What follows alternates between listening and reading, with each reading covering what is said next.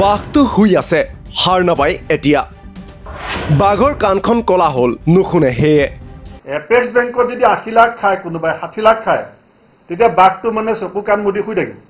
অভিযুক্ত ৰাজেশ বাজাজৰ অভিযোগৰ পাছতেই এপেক্স বেংক প্ৰসংগৰ নতুন মূৰ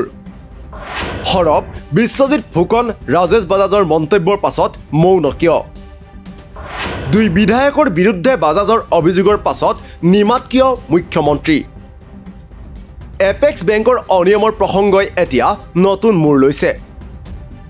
বেংকটোৰ অধ্যক্ষ বিশ্বজিৎ ফুকনৰ বিৰুদ্ধে উত্থাপিত হোৱা গুৰুতৰ অভিযোগৰ পাছত ইটোৰ পাছত সিটোকৈ সামাজিক মাধ্যম তথা সংবাদ মাধ্যমত প্ৰতিক্ৰিয়া দি আহিছিল বিজেপি বিধায়কগৰাকীয়ে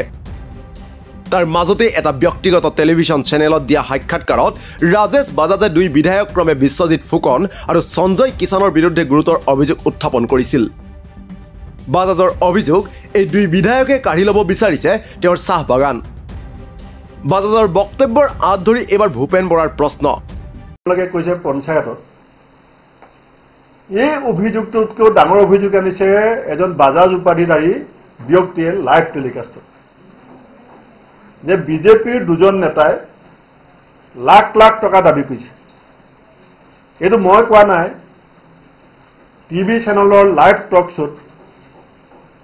এপেক্স বেংকৰ কেলেংকাৰী সম্পৰ্কত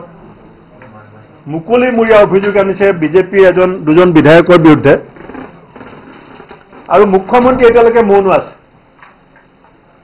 মই অসমৰ মুখ্যমন্ত্ৰীৰ পৰা জানিব বিচাৰিছো যে আপুনি এডমিনিষ্ট্ৰেটিভ ষ্টাফ কলেজত অসমৰ বিডিঅ'সকলৰ আগত কৈছিলে যে 2000 টকা ঘুষ খালে আপুনি তেওঁলোকৰ ওপৰত বাঘৰ দৰে জঁপিয়াব তাৰমানে তাৰ অৰ্থটো এইটো আছিল নেকি যে 2000 খালেহে আপুনি জঁপিয়াব এপেক্স বেংকত যদি 80 লাখ খায় কোনোবাই 60 লাখ খায় তেতিয়া বাঘটো মানে চকু কাণ মুদি শুই থাকিব এতিয়া অসমৰ ৰাইজেটো জানিব বিচাৰিছে অসমৰ ৰাইজক এই কথাটো আপুনি স্পষ্টীকৰণ দিব লাগে মুখ্যমন্ত্ৰী হিমন্ত বিশ্ব শৰ্মাক এইদৰে কটাক্ষ কৰি প্ৰদেশ কংগ্ৰেছৰ সভাপতি ভূপেন বৰাই উভতি ধৰিছে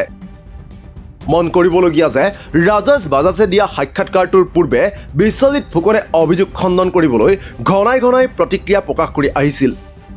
কিন্তু বাজাজৰ অভিযোগৰ পাছত এপেক্স বেংকটোৰ অধ্যক্ষ বিশ্বজিৎ ফুকনে মৌনতা অৱলম্বন কৰিছে